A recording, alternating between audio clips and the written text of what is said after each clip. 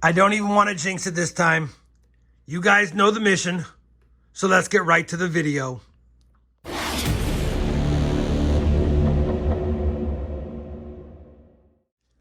Hey everyone, it's RobFindsTreasure and welcome back to my channel. We have a 2-box nickel hunt from the state of Indiana, and I want to thank one of my subscribers on a journey who proposed a trade with me for some nickel boxes and maybe some penny boxes down the road. Now I've got the nickel boxes, and I will say in advance, they were sealed when he sent them to me, but I went ahead and cut the tops of both of them just to make sure we had circulated nickels, which we do.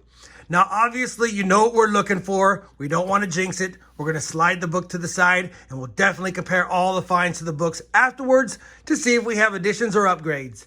In the meantime, we got to start hunting. Let's see if we can find some goodies in these Indiana state boxes. Roll number 4 of the hunt will give us our first nickel from the 40s. It's a pretty nice 1941 Philadelphia. We also have a 1959 Denver. Roll number 5, a 1948 Jefferson nickel from Philly as well. Well, I'm on roll number 9. I literally just unwrapped the roll and flattened it out, and a shiny edge caught my eye. And take a look at that. That is going to be a nice silver war nickel. Unbelievable. Didn't see it by the edge. Saw it when I laid it out. And take a look at that. 1945 Philadelphia in pretty nice shape. Let's see if it has any steps. It has some steps, but not full steps. Wow. And it might even have an RPM. You know what? Let me scope this coin for a little bit. Look up some RPMs on Variety Vista and see if that is one. Well, I went on Variety Vista, and even though there's 92 different types of RPMs identified for the 45P, none of them match up on the East, because this is an East RPM. And there is some machine doubling also on a lot of the devices on this coin. So I'm thinking it's just going to be a little machine doubling. Could be an RPM, but it's not one that's a major one that's identified. But either way, that is a dandy of a 1945P, and it should upgrade probably the book. I'll have to check it against my personal collection because it's so nice. Don't want to touch it too much more. That's a heck of a find. And roll number 9, you don't see war nickels like that too often. Roll number 10, another 40s Jefferson nickel. This time, 1948 Denver. Roll number 12, our first Jefferson nickel from 1946. And it's a Philadelphia.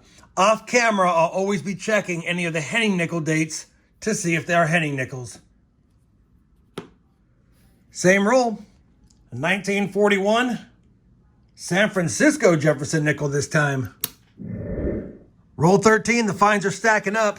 We have a second-year Jefferson nickel in 1939. Will it have a mint mark? I don't think it does, but we can check it for the DDR.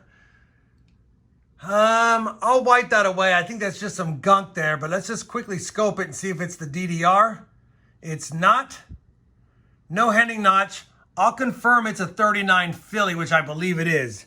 Either way, another early Jefferson nickel found. Roll 15, our first nickel from 1947. 47 Denver. Roll 16, yet another 1947 nickel. This time from Philadelphia. Roll number 19, our first nickel from 1940, and it's from Philadelphia. Man, this box is staying hot. We're on roll number 20, and we have another 1939 nickel. Does this one have a mint mark? It does not. It's a 39 Philadelphia. Confirmed. Any doubling? Nope. How about a Henning notch? I don't see one. We'll weigh it up. Second nickel from 1939. Roll 21. First find from 1949. 49 Philly. Roll number 22. Add a nickel from 1942. It's a transition year. Doesn't look silver. Is it P or D? And it's a Denver. That's a tougher date for sure.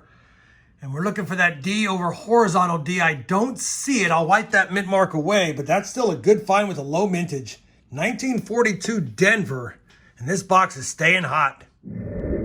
Roll 29. Another find from 1941. Philadelphia. Roll number 32. Our third chance at a key date Jefferson nickel. Another 1939 in the best shape of all three so far. But it's another Philadelphia minted Jefferson nickel from 1939. Man, it looked like a D for a second, but I don't think that's a Denver. I think that's just damage. I'm just going to quickly scope it for any of the doubling and the Henning notch. I'll take a few more seconds to look at that, but I think it's just going to be our third 1939 Philadelphia. Roll 34. Another nickel from 1946.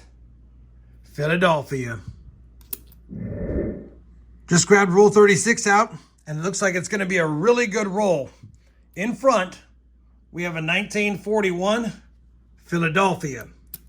Right behind it, I saw a 1938 first-year Jefferson nickel. Looks like it was an ender at some point. 1938. It's also a Philadelphia, striking out on those key dates. Moving along, take a look at this coin. It's a Denver minted coin. We'll be checking that out in a second in case it's a nice 50D. But in the back, I spy another 1940 right here. 1940, Philly.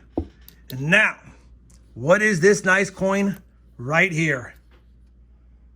That is a nice looking Denver strike. It looks like it could be a 64. Probably in the early 60s. No. It's a nice 1959 Denver. I'll take that. I've got a few nice nickels up here already. And take a look at these toners I've got. 2022 Philly, crazy toning. And I think a 99 Denver with some crazy toning. Kept them aside because they look kind of cool. Not the 50D, 59D. The search continues. Same roll. Another 40s nickel. 1940 Philadelphia. Roll 37. Add another 1947 to the board. Also from Philadelphia. Roll number 40. Another 1941 Jefferson nickel. This time from Denver. Roll number 42 had an old ender. Flipped it around and it ended up being a 1948 Philadelphia. Roll number 48. Just a pretty ugly 1940 Jefferson nickel from Philly. Well, we finished that first nickel box and it was a dandy. 39 total finds on the board. 3 beauties, 3 toners, 3 39s, a 38, a Canadian, a whole bunch of dates in between 1940 and 1959, including a 1952 Denver and a 1951 Philly. But the star of the show definitely had to be one of the first good finds we had, a 1945 stunner, 35% silver, wartime nickel. Box 1 is done. I don't think they're brother and sister box, although for me they are because they came from the same source. Either way, I'm eager to get into the second box to see how many more good finds we can have. Now, we didn't have any key dates or semi-key dates. We had a few better dates, a nice coin, and overall, a fun time. Let's see if box 2 is as good as box 1. Roll number 4 of box number 2. We've got a nickel in the 40s. A 1947 Philadelphia. Roll number 61 of the hunt will give us another nickel from 1949. 1949 with a little bit of damage. And that's going to be a San Francisco, I believe. It is. 1949S is definitely a semi-key date nickel. We'll definitely take that. And I'm going to re-look at that mint mark. Might just be some damage, but I thought I saw something there. I don't know what that is on top. It almost looks like an S over S, but it's too high up. I'll spend a little time looking at that, but either way, semi-key date nickel in the box. It does have damage, but we'll definitely take it. Roll number 69. Got another 1941 Jefferson nickel from Philly. Roll number 71 of the hunt's going to give us another shot at a key date Jefferson nickel. It's our fourth from 1939, and this one looks pretty good. A little bit of gunk on it, but the strike's nice. Doesn't look heavily circulated. Is there a mint mark? There is not. It's another Philadelphia. Let's just confirm it. It is. It's a pretty nice strike. I do not see any doubling on this coin. We'll take a quick peek at the R. Yeah. A little bit of machine doubling. Definitely not a heavily circulated 1939. It's in decent shape, but not a key date yet again. They're getting better each time. All Philly, though. Roll number 77. Yet another nickel from 1941. Another one from Philadelphia to boot. Roll 79. 1946 Jefferson nickel from Philly. Roll number 85. And we have our fifth 1939 nickel. Mint mark or not? And there is not. Another 39p. That's 5 39p's in this hunt. Not the DDR. And I'll wait to see if it's any nickel. Man, and it's another nice one to boot. Roll number 88. Another Jefferson nickel in the 40s. A 1940 Philadelphia. Roll number 91. Add another 1940 to the board. Another Philadelphia as well. Roll number 92. Broken record. 1940, probably Philly. And it is. Roll 93. Another popular date. 1941, Philadelphia. Roll number 94 is going to give us another 1940 nickel. We just had two 1955 Denvers, not the D over S right before it. 1940 Philly, yet again. Roll number 97. At least this 1940 has a cool patina to it. 1940 Philadelphia. Roll number 99 will give us another 1940s nickel, but not 1940. A 1948 in decent shape from Philadelphia. Well, we finished that second nickel box. Wasn't as great as the first box, but still a really good box in and of itself. A total of 65 finds are on the board. We had 39 finds in box one, which means we had 26 additional ones in the second box. Definitely had our fair share of finds on the board. I'm going to go ahead and cover them really quick. I decided to only keep one of the crazy toners because I really like the way it looks, 2022p. We had the Canadian nickel from 1996. These are all the nicer nickels that might be upgrades. We'll quickly run through them. A 1959 Denver, a 61 Denver, a 1964 Denver, a 1966, a 1970, and I can't see the mint mark, 1970 Denver. We have a 1974 Philly and a beautiful 1979 Denver. Absolutely stunning. Hopefully we get an upgrade or two with them. We had a 1938 Jefferson nickel and 5 1939s. All of them are pretty nice, but they get nicer as they move along. The last two are pretty good overall. Don't think they'll upgrade, but we'll be checking them, of course. We had one semi-key date nickel. It's not in the best shape, but it is a 1949 San Francisco, so we'll definitely take that. And really, the find of the hunt, and we got it early, so I thought we might be getting some more silver nickels in the two boxes, but it wasn't to be. Either way, I have not seen a 1945 Philadelphia minted silver nickel like this in circulation in a while. I used to get them every so often, like a box every 20 or 30 boxes, but it's been a long time, and it was nice to see. That's a beauty. Definitely will upgrade one of the books for sure. The rest of the nickels, just a lot of common dates here. Again, we did have some from 52 and 51. No 50s at all, no 50Ds, and of course, no key dates whatsoever. That being said, I do need to compare all of these finds to the albums to see if we have any upgrades or additions. Let me go ahead and do that now, and I'll bring you back in with a look at the books and some final thoughts on today's two-box hunt from Indiana. We have finished comparing all of the finds to both albums, and I'm going to say first and foremost, I didn't have the heart to stick this beautiful nickel in a cardboard album. I just can't do it. So we're not going to upgrade the 1945 Philly in this book, although we do have a pretty nice one in the book already.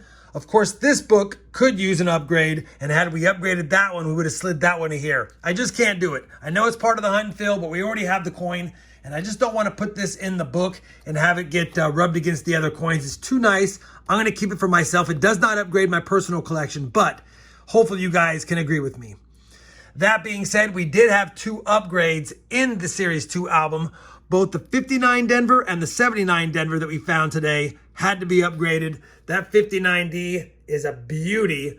And of course, the 1979 Denver that I showed you is another stunner. Now, this book doesn't have a 79D, but the 59D in here is also really nice. And I realized I probably could have upgraded from this one to that one before, but I just had it. So we're not going to slide that one out for the other one. We're going to leave it like it is. 2 upgrades, still no 50D, no upgrades, no additions for the Side Finds album. And we're keeping that one to the side. And the jar is going to get a replacement silver 45 Philadelphia. Now, after 156 boxes hunted with only 11 left to go to beat the Series 1 set of books, we're stuck at 135 out of 136. You know what we're missing. For the Side Finds or Series 3 book, 89 total boxes have been hunted. We have 61 of the 65. Still missing 4 of the key dates. Hopefully you guys enjoyed this 2-box hunt. I know I did. And again, I do want to thank Kyle from Indiana. Definitely would want more boxes like that for sure. Those were fun. If you did enjoy the 2-box hunt, I'd appreciate that thumbs up. And as always, everyone, happy hunting and thanks for watching.